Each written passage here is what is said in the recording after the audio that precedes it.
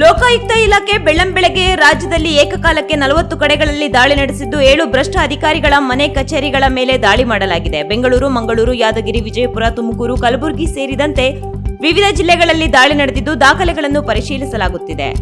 ಆದಾಯಕ್ಕೂ ಹೆಚ್ಚು ಆಸ್ತಿ ಗಳಿಕೆ ಮಾಡಿರುವ ಆರೋಪದ ಹಿನ್ನೆಲೆ ಭ್ರಷ್ಟ 7 ಅಧಿಕಾರಿಗಳ ಮನೆ ಹಾಗೂ ಕಚೇರಿಗಳ ಮೇಲೆ ಲೋಕಾಯುಕ್ತ ಅಧಿಕಾರಿಗಳು ದಾಳಿ ಮಾಡಿದ್ದಾರೆ. ತುಮಕೂರಿನಲ್ಲಿ ನಿರ್ಮಿತಿ ಕೇಂದ್ರ ಎಂಡಿ ರಾಜಶೇಖರ್ ಮನೆ ಮೇಲೆ ರೇಡ್ ಆಗಿದೆ. ತುಮಕೂರಿನ ಸಪ್ತಗಿರಿ ಬಡಾವಣೆ ಎಸ್ಎಸ್ ಪುರಂನಲ್ಲಿರುವ ರಾಜಶೇಖರ್ ಸಹೋದರನ ಮನೆ ಮೇಲೂ ದಾಳಿಯಾಗಿದೆ. ಅಕ್ರಮ ಆಸ್ತಿ ಸಂಪಾದನೆ ಆರೋಪ ಕಾರಣಕ್ಕೆ 10 ಮಂದಿ ಅಧಿಕಾರಿಗಳು ಏಕಕಾಲಕ್ಕೆ ದಾಳಿ ಮಾಡಿದ್ದಾರೆ. ಇನ್ನು Manjunath survey ಮೇಲ್ವಿಚಾರಕರು Dakshina Kannada, Renuka ಸಾರ್ತಲೆ, doctor B R Ambedkar ಅಭಿವೃದ್ಧಿ ನಿಗಮ ವಿಜಯಪುರ, ಮುರಳಿ ಟಿವಿ ಹೆಚ್ಚುವರಿ ನಿರ್ದೇಶಕರು ನಗರ ಮತ್ತು ಗ್ರಾಮಾಂತರ ಯೋಜನಾ ನಿರ್ದೇಶನಾಲಯ ಬೆಂಗಳೂರು ನಗರ, ಎಚ್ಆರ್ ನಟರಾಜ್ ಇನ್ಸ್ಪೆಕ್ಟರ್ ಕಾನೂನು ಮಾಪನಶಾಸ್ತ್ರ ಬೆಂಗಳೂರು, ಅನಂತಕುಮಾರ್ ಎಸ್ಡಿಎ ಹೊಸಕೋಟೆ ತಾಲೂಕು ಕಚೇರಿ ಹಾಗೂ ಉಮಾಕಾಂತ್ ಶಹಾಪುರ ತಾಲೂಕು ಯಾದಗಿರಿ ಇವರ ಮನೆ ಹಾಗೂ ಕಚೇರಿ ಮೇಲೆ ಲೋಕಾಯುಕ್ತ ದಾಳಿ ನಡೆದಿದೆ. ಇದು 1 ಮಿನಿಟ್ ಪೊಲಿಟಿಕ್ಸ್.